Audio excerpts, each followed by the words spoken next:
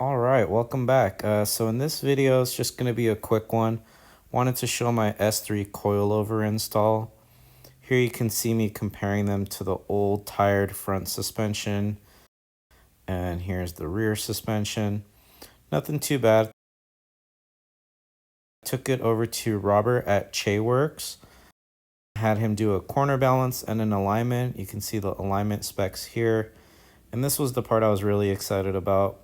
You can see the car only weighs 2180 pounds.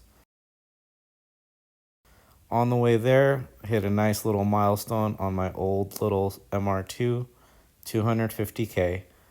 A couple other things I wanted to just show you. I've got a Cusco front bar, and then I also bought this bellypan brace from BP off of Spyder Chat. Now it's ready for the canyons. Anyways, stay tuned. Got more stuff coming, especially with these other mid-engine cars. See ya.